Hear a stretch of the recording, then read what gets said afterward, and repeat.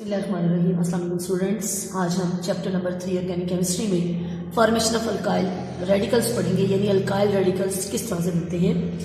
सबसे पहले हम बात करेंगे कि जैसे कि हमने पिछले लेक्चर में पढ़ा अल्केन, अल्कीन और अल्काइन। अल्केन हमारे ऐसे हाइड्रोकार्बन से जो कि लीस्ट रिएक्टिव होते हैं, तो हम उनको रिएक्टिव बनाने के लिए रेडिकल्स में कन्वर्ट करते हैं। तो हम ये भी कह सकते हैं कि alkyl radicals are the derivatives of alkanes. Alkanes एक एग्जांपल लेते हैं हमारे पास। सपोज हमारे पास है मीथेन, इसका फॉर्मूला है CH4।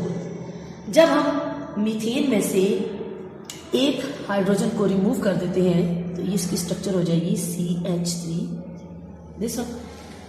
अब इसमें एक हमने हाइड्रोजन जो है वो रिमूव कर दिया और इसकी जगह पर अब हम कुछ भी और जैसे क्लोराइड, ब्रोमाइड, कोई भी और एटम या ग्रुप ऑफ एटम लगा सकते हैं। तो इसलिए एक नया कंपाउंड हमारे पास बन जाएगा, this is called alkyl radical. और अब इसका नाम चेंज हो जाएगा और ये बन जाएगा मीथाइल। इसी तरह से हम ईथेन C2H6, ये ईथेन का मॉलिक्यूलर फार्मूला है। अब जब हम इसको रिएक्टिव बनाते हैं तो हम इसका एक हाइड्रोजन रिप्लेस कर देंगे और ये इसका रेडिकल बन जाएगा C2H5, इसका नाम हो जाएगा इथाइल रेडिकल। तो डियर स्टूडेंट्स, हमने अल्काइल रेडिकल्स कैसे बनाए? हमने अल्केन्स में से जब एक हाइड्रोजन रिमूव किया तो बन गया हमारे पास alkyl radical. In this way हमारे पास जो जनरल फार्मूला बना अल्काइल रेडिकल्स का, अल्केन का जनरल फार्मूला था CnH2n+2, ये अल्केन का था ना। इससे हमने जब अल्काइल रेडिकल बनाए तो जनरल फार्मूला बन गया CnH2n+1, यानी अब हमने एक हाइड्रोजन कम कर दिया ना, तो इसका जनरल फार्मूला हो गया CnH2n+1। और इसको जनरली हम अल्काइल रेडिकल्स को कैपिटल R से इंडिकेट करते हैं। ठीक है, किससे इंडिकेट करते हैं? कैपिटल R से। अब बात करते हैं कि हमने इनको जो नेमिंग करनी है वो किस तरह से करनी है। ये आपके सामने है। हमने देखें अल्केन का नाम था, उसके एंड में था एन। हमने उसके नाम के एंड वाला पार्ट यानी एन को हटाकर YL लगा दिया तो मीथेन से बन गया मीथाइल।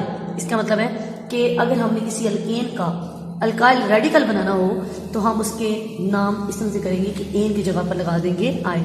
मीथेन से बना मीथाइल, इथेन से बना इथाइल, इसी तरह से प्रोपेन से प्रोपाइल, ब्यूटेन से butyl and so on.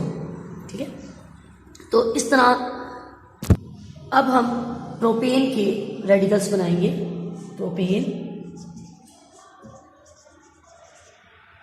Propane का मॉलिक्यूलर फार्मूला है C3। आपको पता है नंबर ऑफ कार्बन 3 होते हैं,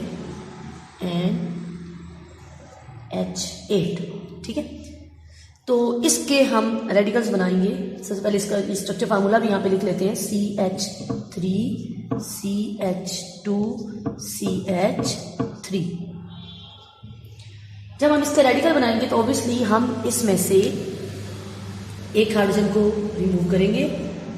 अगर हम साइड वाली कार्बन से हाइड्रोजन रिमूव करते हैं, ये देखिए ये दोनों साइड वाली कार्बन है ना, इनसे अगर हम हाइड्रोजन रिमूव करते हैं तो हमारे पास जो रेडिकल बनेगा वो डिफरेंट होगा। और अगर हम सेंटर वाली कार्बन से हाइड्रोजन रिमूव करते हैं, तो हमारा जो रेडिकल बनेगा वो डिफरेंट होगा।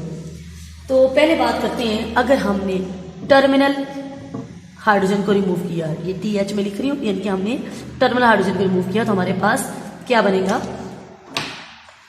हमारे पास इसकी स्ट्रक्चर हो जाएगी CH3 CH2 CH2 और ये हमारा रेडिकल बन गया। ये हमने इस टर्मिनल से एक हाइड्रोजन को रिमूव किया तो हमारे रेडिकल का नाम हो जाएगा N प्रोपाइल। क्या नाम हो जाएगा? N propyl. शाबाश।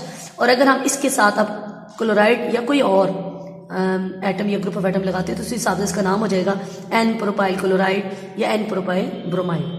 तो इस रेडिकल का नाम हुआ N प्रोपाइल। अब अगर हम इसके सेंट्रल वाले जो कार्बन है उसके साथ से हाइड्रोजन रिमूव करते हैं तो अब हम यहाँ पे लिखेंगे सेंट्रल हाइड्रोजन रिमूव कर रहे हैं हम, हमारे पास जो रेडिकल बनेगा वो इस तरह से होगा CH3 CH3। ये हमने सेंटर वाली कार्बन के साथ हाइड्रोजन रिमूव कर दिया है, तो अब हमारा ये प्रोपाइल का एक और रेडिकल बन गया। इसका नाम होगा आइसोप्रोपाइल, क्योंकि ये ब्रांच की फॉर्म में बनेगा। जो भी होगा वो यहाँ पे अटैच होगा तो ज़्यादा ब्रांच बन जाएगी। अगर सपोज मैं इसके साथ क्लोराइड अटैच करती हूँ तो इसका नाम हो जाएगा आइसोप्रोपाइल क्लोराइड, जो भी आप ऐड करेंगे। ठीक है, तो इस तरह से हमारे पास प्रोपेन के दो रेडिकल बने, एक एन प्रोपाइल और एक आइसोप्रोपाइल। अब हम डिस्कस करेंगे ब्यूटेन के रेडिकल्स। ब्यूटेन हमारे पास बेटा जी पहले ही दो आइसोमर की फॉर्म एग्जिस्ट करती है। एक होती है एन ब्यूटेन जिसका फार्मूला है CH3 CH2 CH2 CH3, और दूसरी है हमारे पास ब्रांच फॉर्म में, वो है आइसो ब्यूटेन। ठीक है, इसका फार्मूला है हमारे पास CH3 और यहाँ पे इसके अलाउ ब्रांच है CH3। ये दो हमारे पास ब्यूटेन के आइसोमर्स हैं। इन दोनों के हम रेडिकल्स बनाएंगे। सबसे पहले बनाते हैं एन ब्यूटेन के, और प्रोसेस हमारे पास सेम वही है कि हमने इसके हाइड्रोजन्स को रिमूव करना है। अगर हम उसी तरह से टर्मिनल हाइड्रोजन को रिमूव करेंगे तो डिफरेंट रेडिकल बनेगा, और अगर हम सेंट्रल में से किसी कार्बन को रिमूव करेंगे तो डिफरेंट जो है वो इसका बनेगा रेडिकल। सबसे पहले बात करते हैं, हम टर्मिनल को रिमूव करेंगे तो जाहिर सी बात है एन ब्यूटेन है तो इसका टर्मिनल से इस तरह से रिमूव हो जाएगा।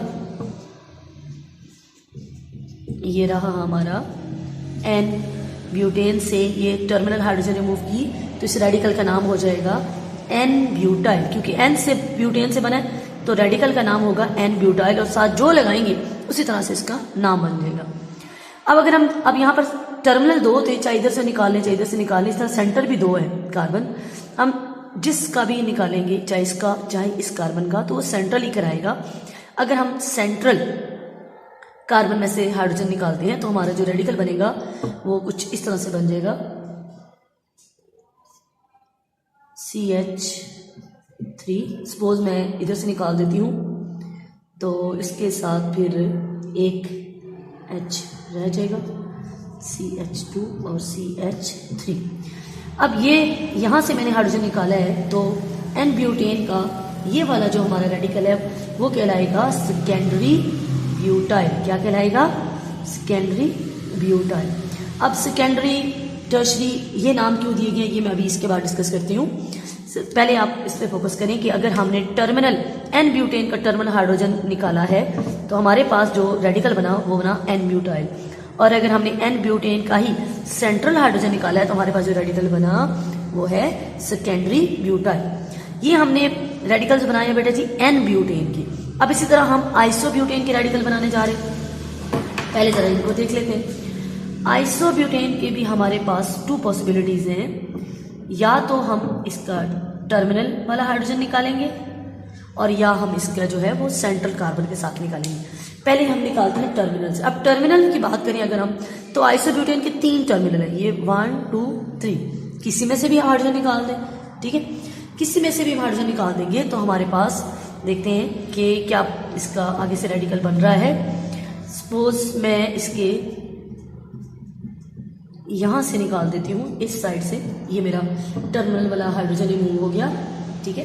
तो इसका नाम होगा, जाहिर बात है कि आइसोब्यूटेन से बना है तो ये आइसोब्यूटाइल रेडिकल होगा। शाबाश, क्या नाम होगा? आइसोब्यूटाइल, क्योंकि ये आइसो से बना है, ठीक। इस तरह से अगर मैं सेंट्रल का इसका रिमूव करती हूँ तो सेंट्रल कार्बन इसकी एक ही है और उसके साथ एक ही हाइड्रोजन लगी हुई, ठीक है। तो इसका रेडिकल बन जाएगा CH3 ये और ये CH3, साथ ये वाला मैंने हाइड्रोजन जो है वो रिमूव कर दिया। अब इसका नाम होगा टर्शरी ब्यूटाइल रेडिकल, ठीक है। तो ये थे हमारे ब्यूटेन के रेडिकल पॉसिबल जो हमने बनाए थे, क्योंकि ब्यूटेन हमारी 2 फॉर्म में एग्जिस्ट कर रही है, एक एन ब्यूटेन है और एक आइसोब्यूटेन है। इसी हिसाब से उसके 4 रेडिकल्स हमारे पास बन गए, n butyl, secondary butyl, isobutyl, tertiary butyl. और यही रीजन है कि ऑर्गेनिक कंपाउंड्स दुनिया में इतनी अबंडेंस में होते हैं, तो अब मैं आपको डिस्कस करती हूँ कि हम इनका नाम, एन तो हमने रख दिया, नॉर्मल स्ट्रेट चेन था, सेकेंडरी और टर्शरी क्यों रखा, क्योंकि एन और आइसो हम डिस्कस कर चुके हैं। आइसो का मतलब होता है ब्रांच, एन का मतलब हो गया नॉर्मल, लेकिन ये सेकेंडरी और टर्शरी ब्यूटाइल क्या है अब वो डिस्कस करते हैं। तो स्टूडेंट्स, प्राइमरी कार्बन क्या होगा, सेकेंडरी और टर्शरी इसमें डिस्कस हो रही हैं, लेकिन प्राइमरी नहीं हुए। सिंपल बात है, हम उनको देखें। अगर कोई कार्बन मजीद एक कार्बन से बॉन्ड बनाए हुए है तो हम उस कार्बन को, यानी जिसके ऊपर मैं ये स्टार बना रही हूँ, इस कार्बन को हम कहेंगे प्राइमरी कार्बन। सपोज इसके साथ मैं यहाँ चाहे हाइड्रोजन लगा दूं या क्लोराइड लगा दूं या कुछ भी लगा दूं, लेकिन ये कार्बन मजीद एक कार्बन के साथ बॉन्ड बनाए हुए है तो ये मेरी कार्बन कहलाएगी प्राइमरी कार्बन।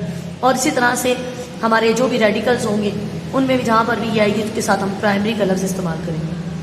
अब बात करते हैं सेकेंडरी कार्बन। अगर हमारी सपोज कार्बन जिसको हम फोकस कर रहे हैं वो मजीद दो और कार्बन के साथ बॉन्ड बना रही है, सपोज इसमें मैं लेट इसकी बात कर रही हूँ, तो इसमें देखिए मजीद और दो कार्बन से बॉन्ड बनाया हुआ है, तो इसके साथ अगर कुछ और अटैच करना है मैंने, तो ये मेरी इस वक्त कार्बन जो है वो सेकेंडरी कार्बन होगी। ठीक है। इसी तरह से अगर मेरी कार्बन जो पहले से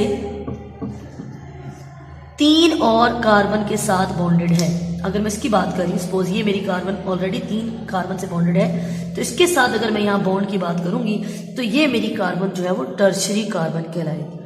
ठीक है स्टूडेंट्स, तो इस तरह से हम प्राइमरी, सेकेंडरी और टर्शरी कार्बन के हिसाब से उन कंपाउंड्स को डिफाइन करते हैं। That was all about. Thank you so much.